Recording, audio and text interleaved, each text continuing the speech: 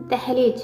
हिमानी अपने कमरे में 2 साल की बेटी को सुला रही थी। तभी रसोई से बर्तनों की तेज आवाज आई। हिमानी समझ गई कि ये सब माँ जी का नया बवाल है जो थोड़ी देर में शुरू होने वाला है। शादी के 5 साल हो गए हैं। शुरुआती समय में नए परिवेश में सामंजस्य बनाने में थोड़ा समय तो लगता है। सभी नए लोगों के बीच रहना, उनके तौर तरीके समझना, सभी की पसंद नापसंद को जानना मानो एक नई नवेली बहू के लिए एक चैलेंज सा होता है, जिससे वो हर औरत अपने आप को खड़ा रखने की चाह में इतनी उलझ जाती है कि उसकी अपनी इच्छाएं और उम्मीदें कहीं खो सी जाती हैं। ऐसा ही कुछ हिमानी के साथ हुआ। उसकी एक अच्छी संस्कारी परिवार में उसकी परवरिश हुई, जहाँ न केवल औरतों को मान सम्मान दिया जाता बल्कि परिवार के प्रत्येक सदस्य के प्रति आदर भाव भी सिखाया जाता। शादी के बाद भी उसे ऐसा ही सर्वगुण संपन्न परिवार मिलने की चाह थी, जहाँ एक प्यार सम्मान करने वाला पति और माँ के रूप में सासू माँ मिले। लेकिन ऐसा हमेशा कहाँ होता है कि जो चाहो वो मिल ही जाए। हिमानी शादी करके अपने नए परिवेश में आगमन करती है, ढेरों उम्मीदों और ख्वाहिशों के साथ।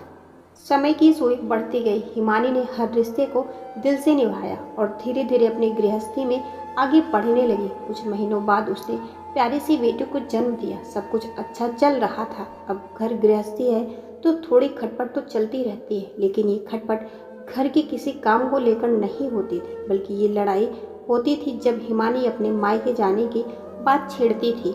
शादी के बाद से ही ये दिक्कत आने लगी थी। जब भी वो मायके जाने की बात करती तो उसके सास ससुर दोनों ही मुंह सिकोड़ने लगते। धीरे धीरे हिमानी भी उनकी मनसा जान गई थी कि उन्हें उसका मायके जाना पसंद नहीं। उसने ये बात अपने पति अमन को बताई तो उसने भी इस बात को ज्यादा तवज्जो नहीं दी, लेकिन इस बात को लेकर अब घर में लड़ाई झगड़े होने लगे। जब भी बात जाने की होती तो हिमानी की सास उसे ये बोलकर ताने मारती कि बहू बस अपने मायके की दीवानी है, उसका नशा नहीं उतरता मायके जाने का। ऐसा नहीं था कि हिमानी मायके के चक्कर लगाती रहती थी, बल्कि वो किसी तीज त्योहार ही जाती थी, उसमें भी घर वालों को दिक्कत थी। अब तो बात यहाँ तक पहुँच गई कि उसके ससुराल वाले हर बात को लेकर उसके मायके वालों को ताने मारते रहते। आज जब हिमानी की माँ की तबीयत खराब हुई तो वो देखने के लिए जाने ही वाली थी कि घर में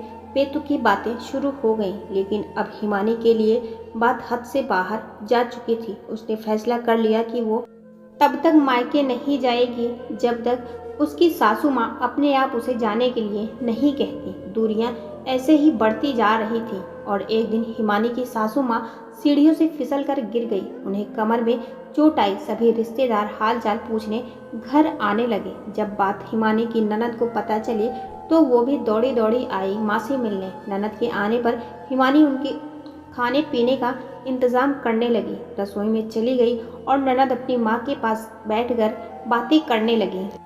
कितने दिन हो जाते हैं तुझे देखे हुए और एक तू है, समय निकाल कर अपने माँ बाप का हाल चाल पूछने का वक्त तक नहीं मिलता तुझे। शादी ही तो की है, तुझे बेचा नहीं है जो तू इतने इतने दिनों में मिलने आती है। तेरे ससुराल वाले तुझे आने के लिए मना करते हैं क्या? अरे नहीं माँ, ऐसा नहीं है। आजकल इनका बिजनेस के सिलसिले में शहर से बाहर आना जाना पड़ता है तो इतना समय नहीं मिल पाता। ये सब बातें हिमानी रसोई में खड़े खड़े सुन रही थी। तभी हिमानी की ननद यानी शारिका अपनी भाभी से कहती है कि भाभी, आपकी माँ की तबीयत खराब थी तो आप गई क्यों नहीं उनसे मिलने?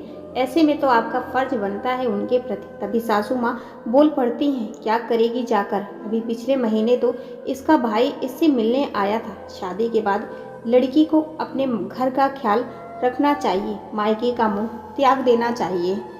तो ठीक है माँ, अगर ऐसा नियम भाभी के लिए है तो मैं भी तो किसी घर की बहू हूँ, तो मैं भी इस घर में अब नहीं आया करूँगी। हिमानी की सासू माँ सारिका की बातें सुनकर थोड़ा सकपका गई और बोली, ये तो क्या बोल रही है? ये तेरा ही तो घर है, कभी आ जा सकती है। तो फिर माँ, ऐसा भाभी के लिए भी तो उनका मायका प्यारा है। देखो माँ, दादी कहती थी कि एक तरफ तो तवे पर पड़ी रोटी भी जल जाती है, तो इसी तरह बहु बेटियां भी होती हैं जिनका ससुराल हो या मायका, दोनों के मध्य तालमेल बनाकर चलना चाहिए। ऐसा नहीं होता कि वो अपनी मायके से लगाव रखती है तो उन्हें अपने ससुराल वालों का ख्याल नहीं होता, जहाँ बचपन जवानी अपने भाई बहन के संग साथ खेल कूद कर पले बड़े हुए हों, वो आंगन बेटियां कैसे भूल सकती हैं। अगर वो अपनी मायके की यादों को सहेज कर रखती हैं तो ससुराल में भी तो सभी को प्यार से बांधे रखती हैं।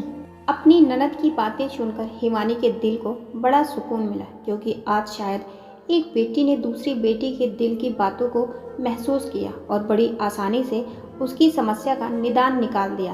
अपनी बेटी सारिका की बात सुनकर हिमानी की सासू माँ शर्मिंदगी महसूस करने लगी और आज शायद हिमानी में उन्हें अपनी बेटी सारिका की झलक दिखी। उधर हिमानी अब निश्चिंत हो चुकी थी कि भविष्य में मायके जाने पर सासू माँ अब कोई क्लेश नहीं करेंगी।